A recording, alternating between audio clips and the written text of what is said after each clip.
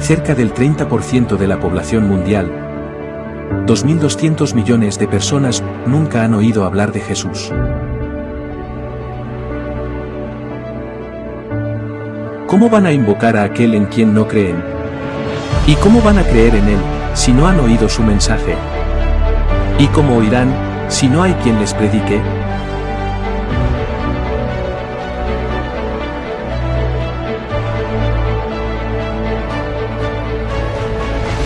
Hemos sido llamados a una misión. Hemos sido llamados a ir y anunciar el Evangelio a todos los que moran en la tierra, a toda tribu, lengua, pueblo y nación. A proclamar su gloria entre las naciones, sus maravillas entre todos los pueblos.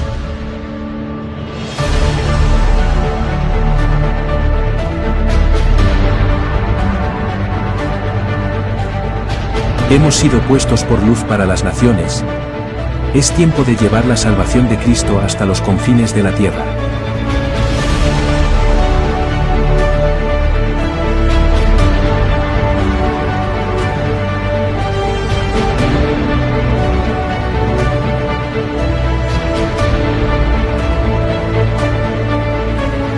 Todo empieza con un paso de obediencia. Cuán hermosos son los pies de los que anuncian la paz, de los que anuncian buenas nuevas.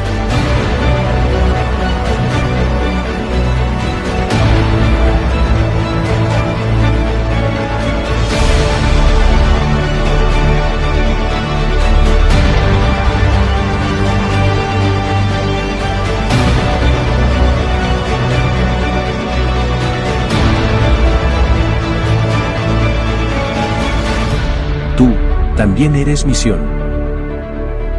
¿Qué parte de la misión quieres ser? Ora, comparte, da, obedece, ve.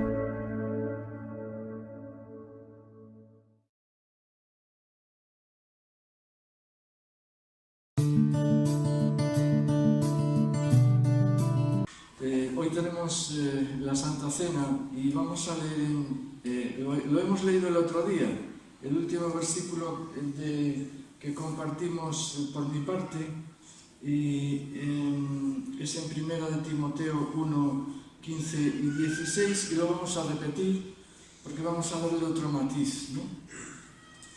Dice así: palabra fiel y digna de ser recibida por todos, que Cristo Jesús vino al mundo para salvar a los pecadores, dice el apóstol Pablo, de los cuales yo soy el primero. Pero por esto fui recibido a misericordia, dice, para que Jesucristo mostrase en mí, el primero, toda su clemencia, para ejemplo de los que habrían que creer en él para vida eterna. Amén. Y esta palabra, como decíamos el otro día, pues el apóstol Pablo aquí le honra considerarse un pecador, porque podía decir, bueno, yo soy un gran apóstol y entonces de pecador yo no tengo nada, vosotros sois los pecadores. Pero, bueno, me confundí. Yo lo que quería resaltar es lo siguiente, el versículo 16. Fui recibido a misericordia. ¿Por qué? Porque el apóstol Pablo se consideraba el máximo pecador. No podemos recibir la misericordia de Dios si no nos consideramos así. Yo debería considerarme el más pecador de todos los cristianos que estamos en esta iglesia. Y dice, para que Jesucristo mostrase en mí el primero toda su clemencia, porque él decía,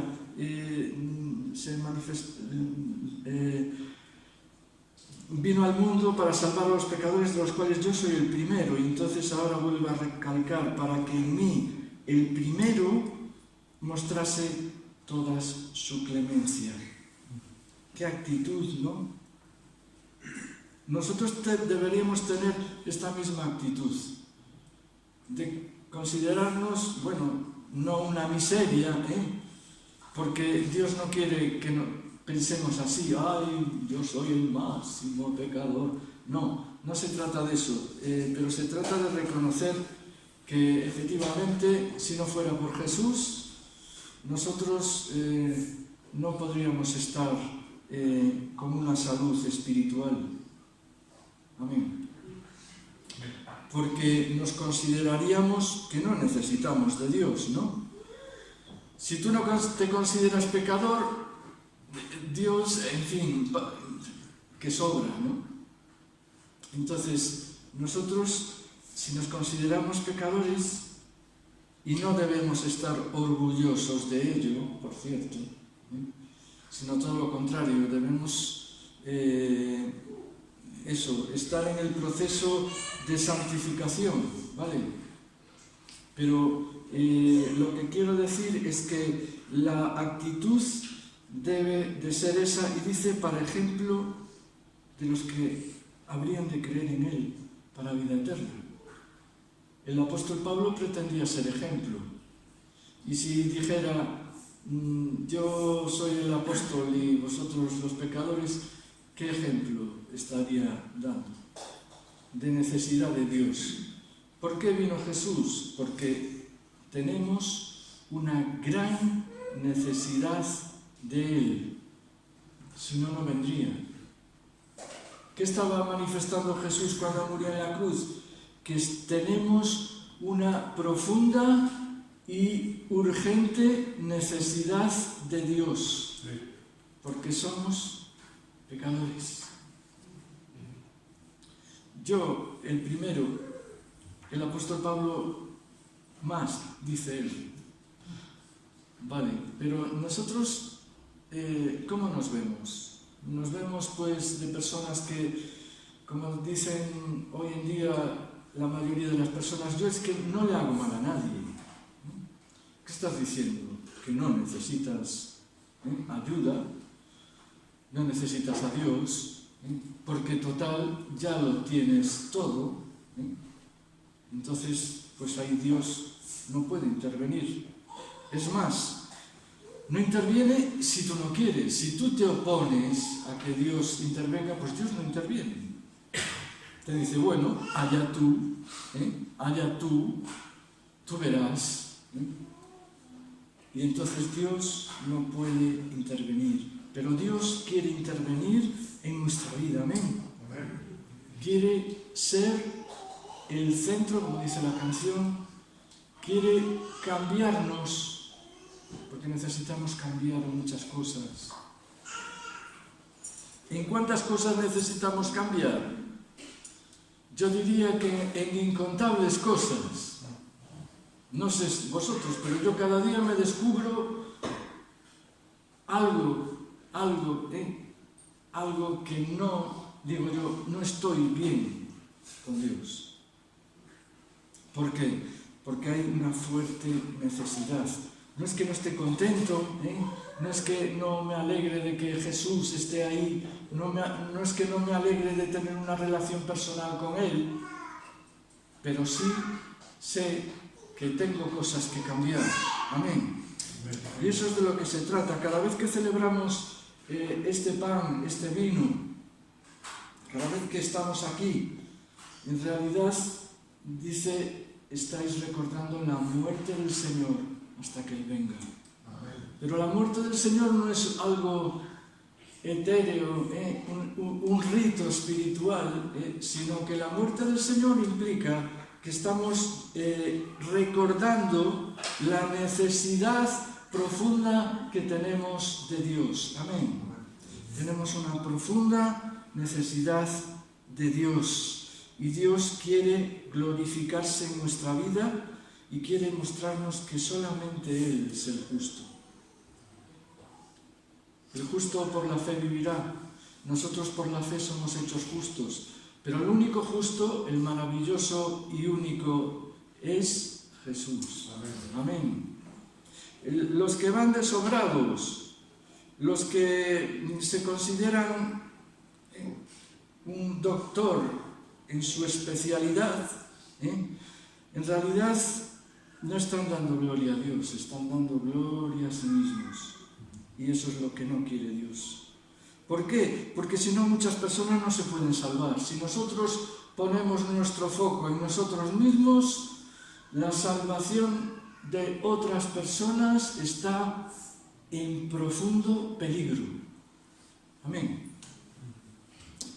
Por lo tanto, vamos a participar hoy con respeto de este pan, de este vino, sabiendo que Cristo se destrozó el cuerpo, lo destrozaron.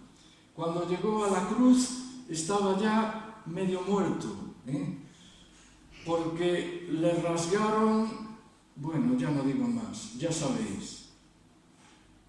Cuerpo hecho trizas, sangre derramada. Amén. Y vamos a recordarlo con cariño, con respeto, con gratitud sobre todo. Amén. Porque Cristo nos ha salvado. Amén. Nos ha abierto el camino. Amén.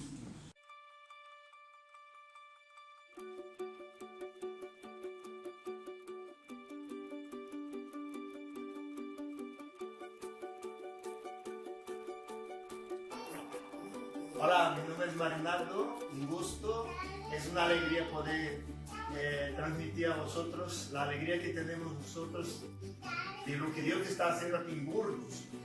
Hola, buenos días hermanos, soy David Romero y bueno, aquí estamos en la ciudad de Cáceres. Saludos, Dios me continúe bendiciendo. Josué Rodríguez Sánchez es mi nombre, pastor de la obra de Iglesia Evangélica Bautista. Ella es mi esposa. Mi nombre es Jesús, esposa de este siervo del Señor.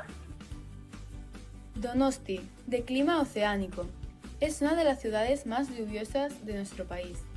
Levantemos oraciones para que el Señor derrame de su palabra como lluvia fresca en esta ciudad, de más de 190.000 personas. Oremos para que nuestra Iglesia Bautista, Fe, Amor y Esperanza sea luz en esta ciudad.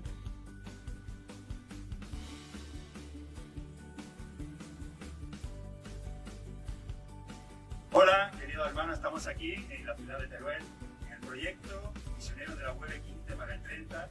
Huesca es una ciudad de contrastes, donde el pasado, presente y futuro van de la mano. Oremos por esta ciudad, 1530, que el Señor nos dé sabiduría para afrontar este nuevo reto, que como unión nos hemos propuesto.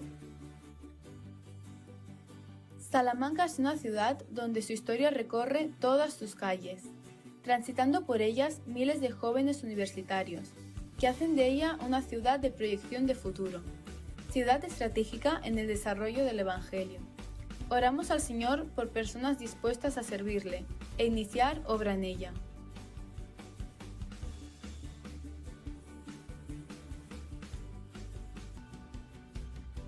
Nos sorprende de Palma de Mallorca, ciudad de más de 500.000 habitantes, que no tenga iglesia web en toda la isla. En el barrio de Almoliná, con más de 10.000 habitantes, vemos que no hay presencia evangélica. Quiera el Señor que no muy a tardar podamos acudir al llamado e iniciar obra en Palma. Ciudad Real, Soria, Segovia, León, Lugo, también ciudades 1530. Algunas de ellas ya vemos como el Señor está trabajando y abriendo caminos. Oremos para que el Señor cumpla su voluntad en ellas, para que levante personas dispuestas a servirle, dispuestas a dejar su zona de confort e iniciar la mayor de las aventuras, servirle a Él.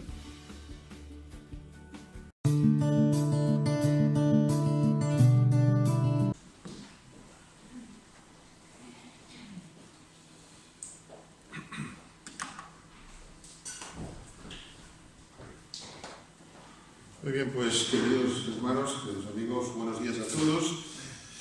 En este precioso día de otoño, no os quejéis, hace un día hermoso, y aunque lloviera, este es el día que hizo el Señor para nosotros. Nos gozaremos y alegraremos en Él, porque vivimos por fe, ciertamente. Antes de entrar en materia, quisiera traer los saludos de José Vara. Está bien, dice que le gustaría quedarse en Soria. Cuando venga para aquí tenemos que hablar seriamente con él, a ver por qué desprecia así Pontevedra, ¿no? Esto no puede ser. En fin, dice que está muy bien y que ahora en Navidad vendrá. Y también quiero transmitir un triste saludo, triste porque así por lo menos sentí que estaba, de Gabriela. Gabriela era esta hermana uruguaya que se ha tenido que volver a su país. ¿Recordáis que ella venía con deseo de quedarse? Yo le decía, ¿dónde va a vivir después? Y yo me quedo aquí ya. Pero yo le pregunté un día, ¿cuándo regresa a su país? Y decía, yo no vuelvo. Pero las cosas no han ido como pensaba y me decía que la asociación con la que había venido no había cumplido su parte del trato y que sintiéndolo mucho, con mucho dolor en su corazón, se tiene que volver a Uruguay. Yo le transmití el cariño de nuestra iglesia y que estamos con manos abiertas para ayudarle. Y dar gracias a Dios, porque la hemos tenido 15 días, pues bueno, el Señor sabe por qué mejor que nosotros las cosas, ¿verdad? Quiero llevaros en esta mañana, iremos leyendo poco a poco algunos textos de la Escritura en el libro de Jonás. Vamos a centrarnos en esta mañana en Jonás. Y hemos tenido una serie que hemos hablado sobre construir nuestro futuro, preparar nuestro futuro. Y cuando yo creía que ya tenía toda la serie terminada, en estos días, una y otra vez me asaltó la vida de Jonás. Vamos a leer, son versículos sumamente conocidos. En primer lugar, en Jonás, capítulo 1, los 3 primeros versículos. Vino palabra de Yahvé, del Señor, recordamos el nombre de Jehová, significa el que es eterno y fiel, porque es fiel. No alcanzamos a entender la eternidad de Dios, pues la fidelidad de Dios quizá es mucho mayor. Vino palabra a Jonás, hijo de Amitai, diciendo, levántate y ve a Nínive, aquella gran ciudad, y pregona contra ella. Eso de hablar, Dios pregona contra. Uy, esto no es un mensaje muy actual, ¿no? Pero Dios nos habla predicar contra el pecado, porque ha subido su maldad delante de mí. Y Jonás se levantó para huir de la presencia del Señor a Tarsis y descendió. Cuando huimos, el paso siguiente es descender. Y halló una nave, buscas atajos para huir de la presencia del Señor. Y halló una nave que partía para Tarsis y pagando su pasaje. Dios le había llamado a ir, Dios proveía de todo, pero cuando tú y yo desobedecemos a la voz de Dios, tenemos que pagar un precio. Sabemos que Cristo ha pagado el precio por nuestro pecado y cuando Él nos llama, en eso está incluido, pero cuando yo huyo de la presencia de Dios, tengo que pagar un peaje. Y no solamente pagó, sino que entró en ella, en la nave, para irse con ellos, y vuelve a decir, lejos de la presencia del Señor. Queridos hermanos, seguiremos leyendo. No sabemos por qué, pero Dios dio palabra a Jonás, ¿verdad? No me preguntéis, porque la Escritura no nos lo dice, por qué Dios escogió a Jonás y no escogió a otro. Dios es soberano y escogió a este hombre con sus rebeldías, como cantábamos, el Señor nos acepta tal y como somos. Y al igual que escogió Dios a Jonás, también nos escoge a cada uno de nosotros. Dios nos habla, como a Jonás, a pesar de nuestras fobias, a pesar de nuestros prejuicios, a pesar de nuestras razones. Porque diremos, yo fobias no, pero razones sí que tengo. Y las razones de Jonás, como bien sabemos, eran poderosas. Los ninivitas era un pueblo que había invadido a Israel, que había secuestrado, había violado, se había llevado a gente cautiva. Ir a predicarles a los que quizá han hecho daño a tu familia, ir a predicarles a aquellos que se han burlado de ti, de tu pueblo, es duro. Pero sabes, yo creo que yo me veo reflejado en Jonás. Yo me veo reflejado en Jonás porque a veces puedo tener fobias. Hay cosas que no me gustan. Puedo tener incluso esgrimir razones. Jeremías, por ejemplo, esgrime una razón para rehusar al llamado de Dios. Jeremías 1, soy muy joven. Moisés esgrime una razón de peso. Señor, yo no sé hablar. Señor, todo lo que es el lenguaje de palacio, yo no lo domino. Hace 40 años sí, con el otro faraón, pero con este yo no estoy ahora acostumbrado, no sé cómo va la burocracia. Es una razón poderosa. Es más, me atrevo a decir que todos los que estamos aquí tenemos algún prejuicio.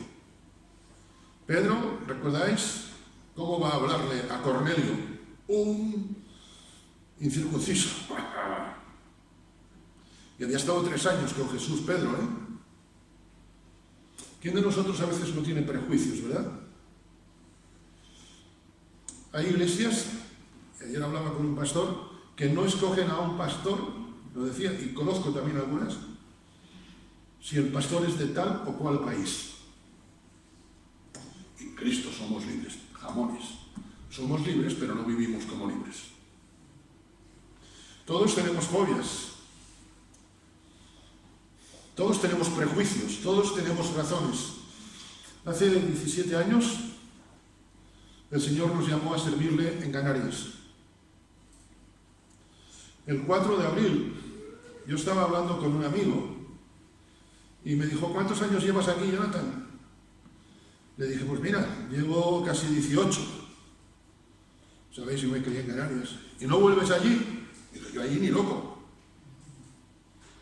Digo, allí que va. Digo, alguna vez, si es de vacaciones y como mucho una semana. Eso era el 4 de abril a las 8 de la tarde. El 5 de abril a las 4 de la tarde nos llamaron desde Canarias y nos invitaban a ir allí. Y yo en aquel momento, cuando colgué el teléfono, sentí que el Señor me llamaba a Canarias. Y en ese momento yo dije, cuando vea a mi amigo, ¿qué me va a decir?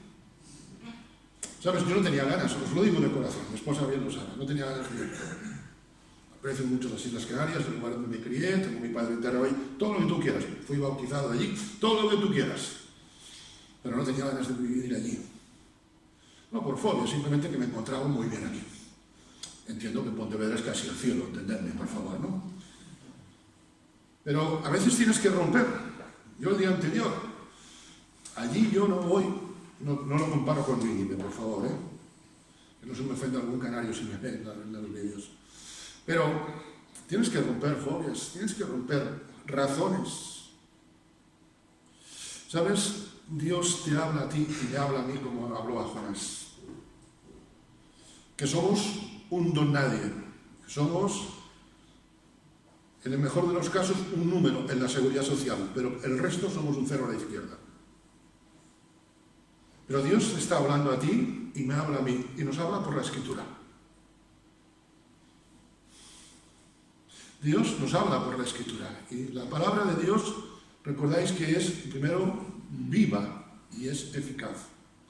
Pero es muy interesante que antes de decir que es eficaz, primero es viva. Si creemos que Dios no nos habla, es porque no tenemos el oído presto, porque Dios no tiene hijos de segunda.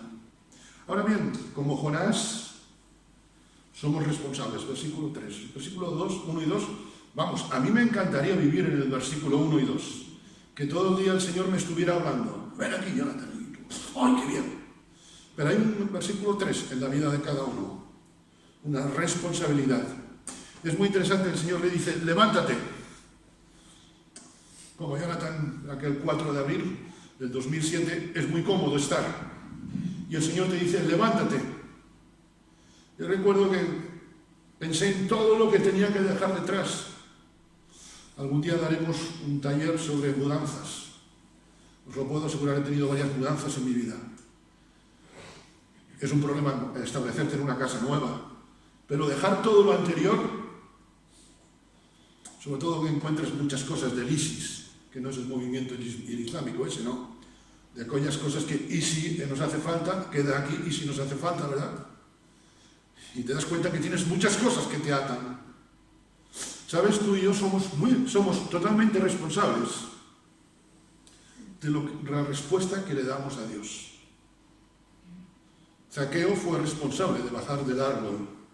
Los pescadores fueron responsables de dejar todo. ¿Recordáis que hubo algunos a los cuales Jesús llamó y que dijeron, déjame que vaya y entierre primero a mi padre, a mi madre? Somos responsables de nuestra respuesta a Dios. Es más, si Dios nos llamase y automáticamente tuviésemos la forma y le siguiéramos, entonces no seríamos responsables, seríamos robots. Y Dios no quiere robots, porque el robot no tiene amor, Dios tiene amor hacia nosotros. Si pensamos que la Escritura no nos habla, estamos negando la viveza de la Escritura.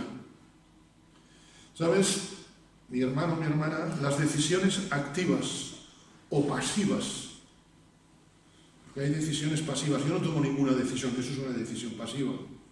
Esas decisiones que tomemos con lo que recibimos de Dios siempre van a traer consecuencias en nuestra vida. Decíamos en estas series que hemos terminado recientemente que el tiempo no arregla nada, más bien lo estropea. Hablábamos estos días, Marisa y yo, por algunos sitios y veíamos casas que estaban derruidas, casas que llevan años sin tocarse, pero la maleza se las ha ido comiendo. No se tomaron decisiones y así están. Y hay cristianos que a veces están así, llenos de las tarzas, de todo lo que se ha metido, les ha inundado, porque no han tomado decisiones. A veces creemos saberlo todo y justificamos actitudes nuestras, no con razones, sino con algo que para mí es muy serio. Lo justificamos con versículos. Y Jesús dice, vuestro sí sea sí y vuestro no sea no.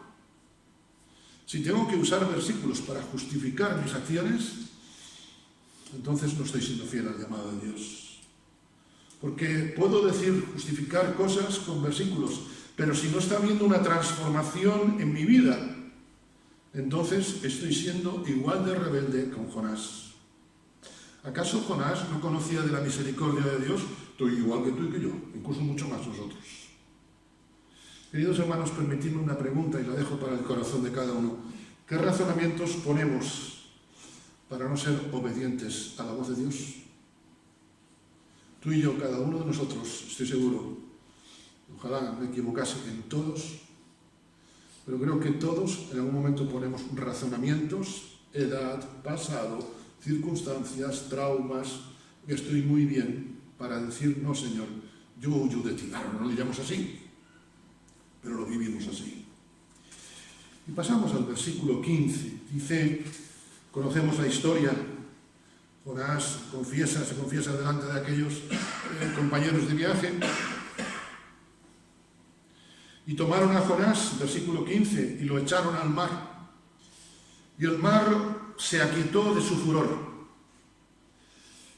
Y temieron aquellos hombres al Señor con gran manera y ofrecieron sacrificio e hicieron votos. Desde luego, yo voy en el barco y veo que tiran a alguien al mar y el mar se aquieta a los 2 minutos, yo temblor, no, lo que tengo es el mal de San Vito.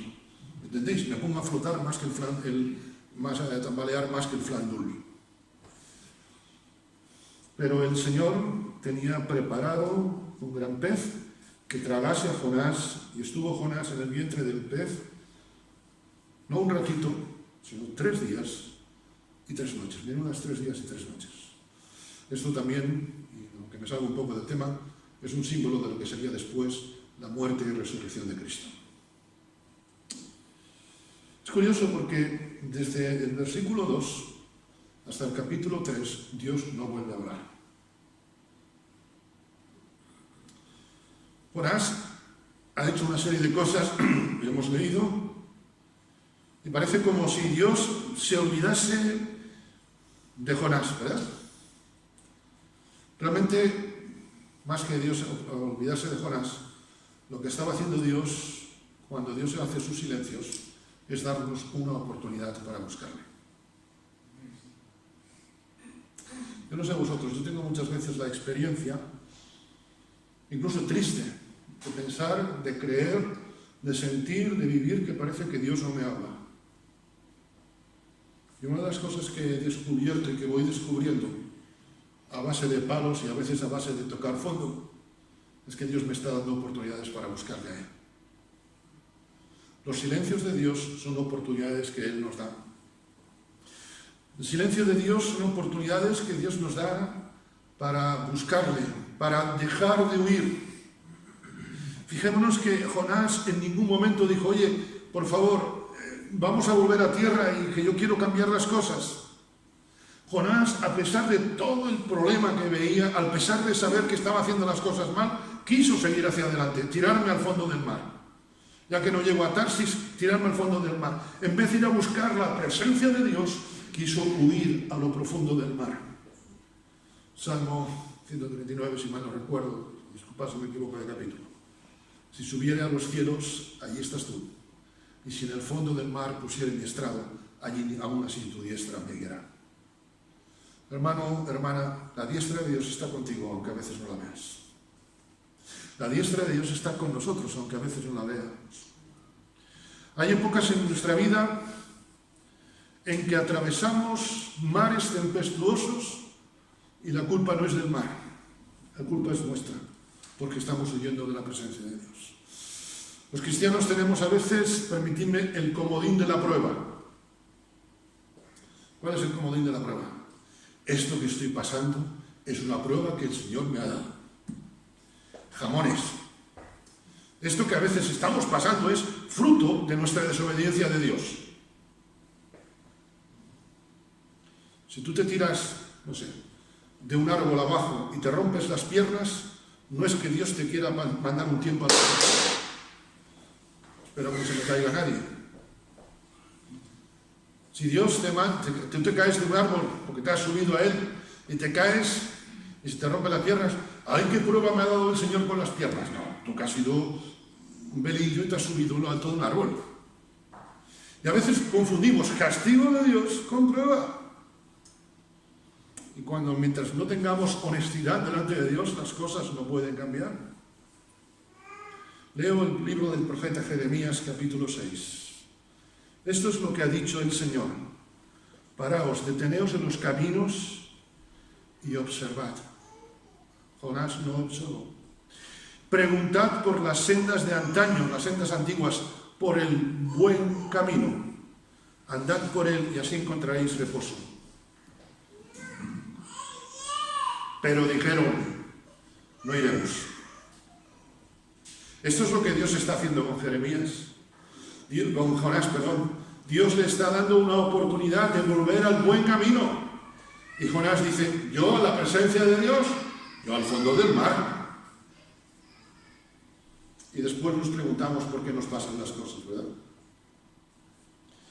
Los silencios de Dios, mis amados hermanos, son discursos que dicen mucho más que muchas palabras.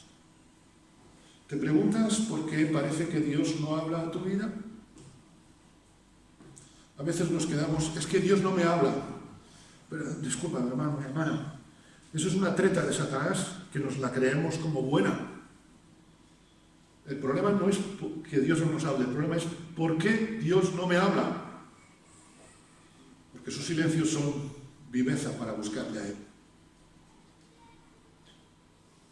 Cantábamos, y Eduardo también lo citaba en su reflexión inicial, vengo a ti hoy, Señor, a rendir mi corazón, toma mi necesidad. Un religioso no siente necesidad. Un religioso siente autosuficiencia. Y permitidme hacer esta autocrítica. Un buen evangélico, lo de buen entre comillas, no siente necesidad de Dios. Pero un hijo honrado, con honra delante de Dios, siente una profunda necesidad de Él. Es más, me atrevo a decir que no solamente es profunda, sino una desesperante necesidad de Dios. Salmo 63, mi alma tiene sed del Dios vivo. Es muy interesante porque cuando, no vamos a leer el capítulo, ni mucho menos, que lo conocéis por amor al tiempo, cuando Jonás tocó fondo, no se quejó delante de Dios. ¡Ay, Señor! Tú sabías que yo estaba haciendo eso mal, pero podías haber permitido que yo llegara a Tarsis. No. El hijo pródigo no se puso a pensar, ¡ay, si mi padre no me hubiera dado lo que yo le pedí! ¿Cuántas veces tú y yo nos quejamos a Dios de que Dios nos ha dado cosas que le hemos pedido? No sé si a vosotros os pasa. Si no os pasa, me lo decís después porque yo quisiera ser así de santo. Os lo digo de corazón. Pero ¿cuántas veces nos quejamos, verdad? Jonás no hizo eso. Jonás dijo, yo he pecado. Cuando comprendemos los silencios de Dios, aprendemos a algo que en la vida del cristiano, en la vida del Hijo de Dios, no digo que sea bueno, sino que es esencial, es excelente. Es a derramarnos delante de Él. No dice al corazón constante y humillado, no desprecias tú, eso lo dice la Escritura.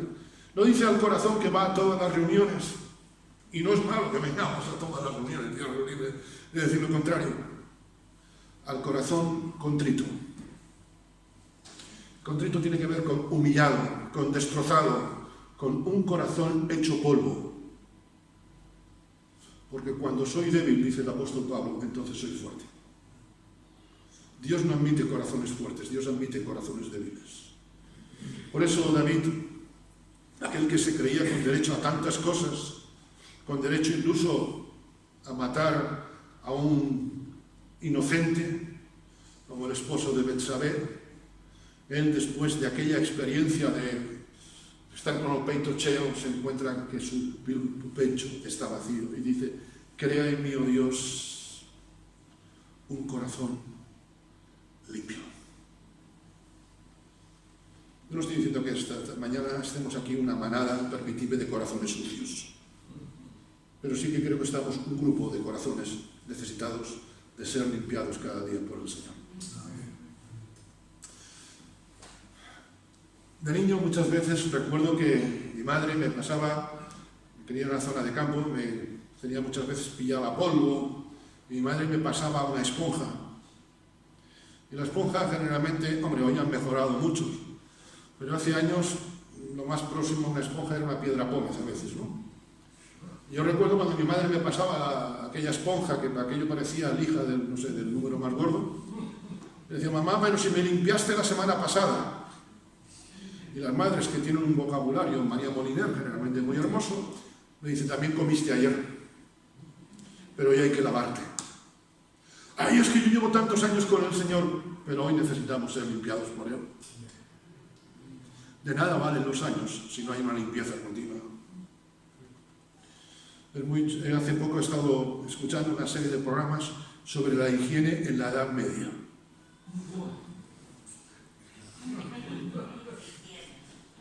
¿Me entendéis, no? Había reyes que presumieron no haberse bañado en toda su vida.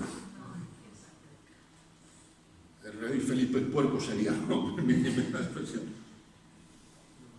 Cuando yo no dejo que el Señor limpie mi vida, cuando digo que lo de David es porque él pecó con Betsabé, yo no soy un adúltera, ni se te ocurre, pero todos pecamos. Crea en mí, oh Dios, un corazón limpio. Porque cuando hay un corazón limpio, sigue diciendo el versículo, hay un espíritu recto.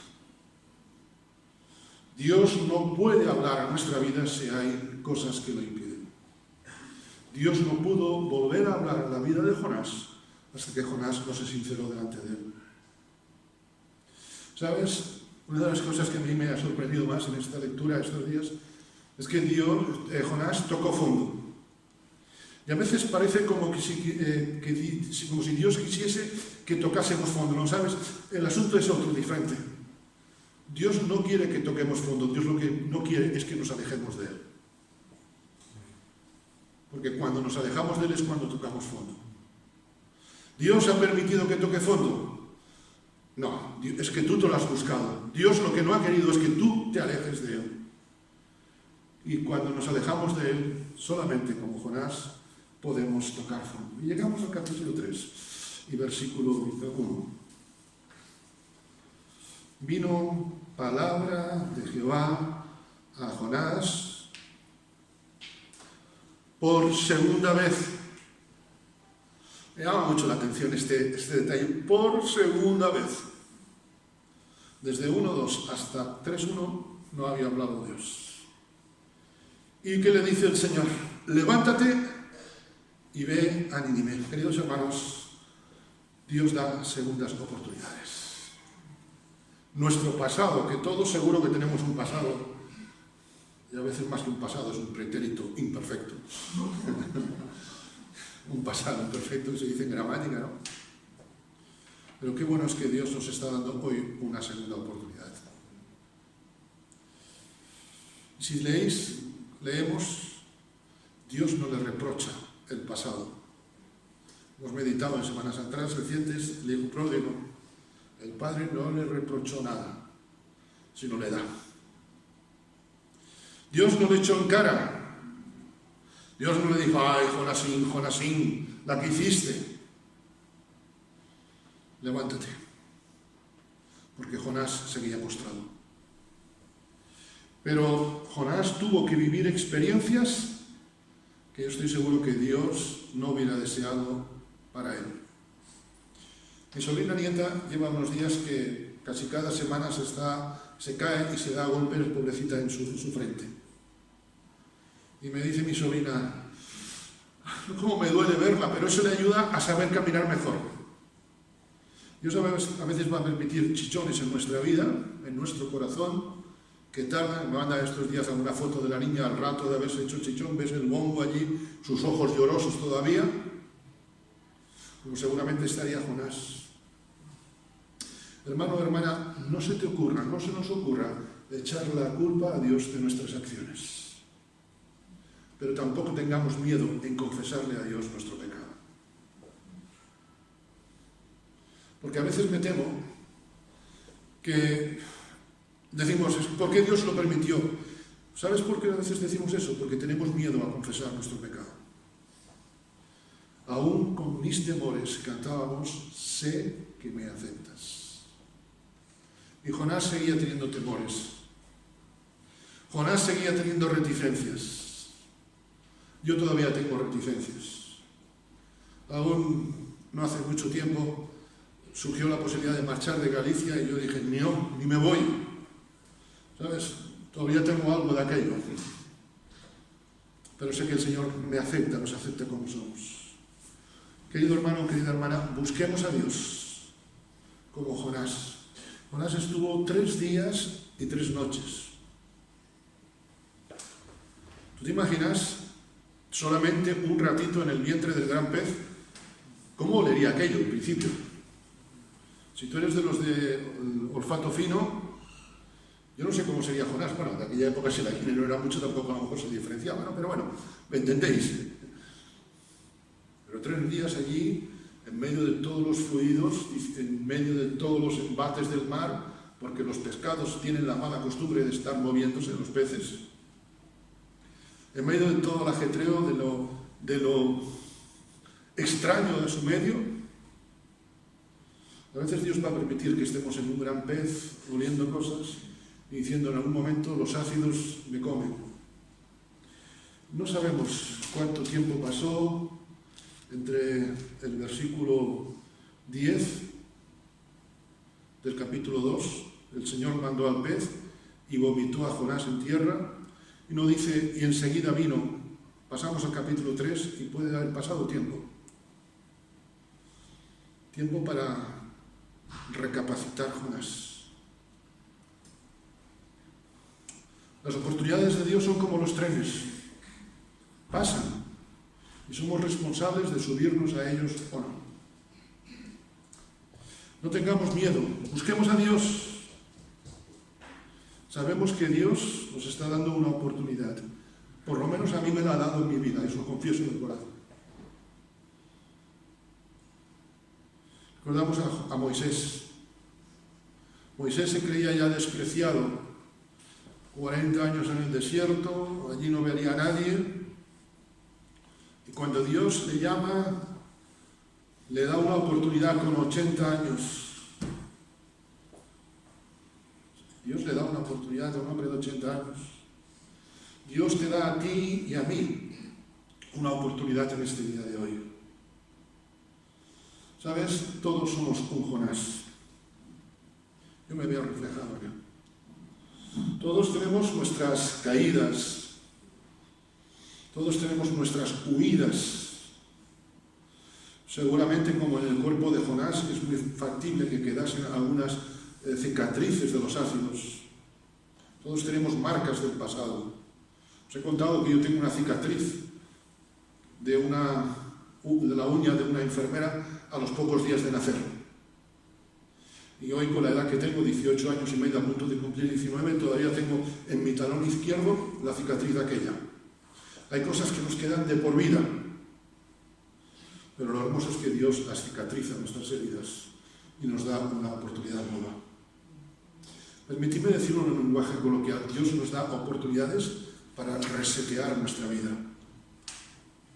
¿Recuerdas lo que dice Hebreos 4:7? Si oyes hoy su voz, lo dice en plural, pero yo quiero singularizarlo. Si oyes hoy su voz, no endurezcas tu corazón. Si oyeres hoy su voz, no endurezcas. Es muy interesante porque esta expresión, si oyeres hoy su voz, aparece 4 veces en la Escritura. En el Salmo 95 y en Hebreos 3:7 y versículo 15 y esta de 4:7 que acabo de ver. 4 veces el Señor nos está diciendo: Jonathan, Eduardo, Víctor, si oyes hoy mi voz, no endurezcas tu corazón. Ojalá que con el primer aviso no juguemos con la misericordia de Dios. Decía Eduardo en la reflexión inicial con nuestro concluyo que Pablo quería ser un ejemplo de la gracia de Dios. Jonás lo fue. Y la pregunta es: ¿tú y yo somos un ejemplo de la gracia de Dios? Que el Señor os bendiga. Amén.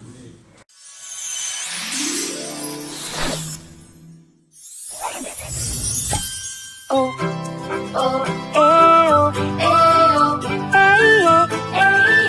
oh, wow, wow, wow, wow, oh,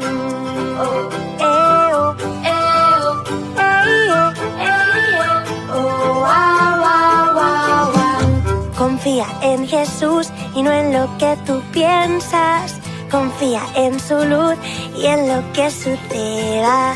Confía que siempre estará aunque no lo veas. Confía en Jesús, confía en su luz. Oh, oh, oh, oh, oh, wow, wow, wow, wow. Confía en Jesús aunque no lo entiendas. Confía en su cruz y en cada promesa. Confía que en sus manos todo es perfecto. Confía en Jesús, confía en su luz. Dios me cuida, me vigila en todo lo que hago. No se duerme, siempre atento, Él me está cuidando. Dios me cuida, me vigila en todo lo que hago. No se duerme, siempre atento, Él me está cuidando.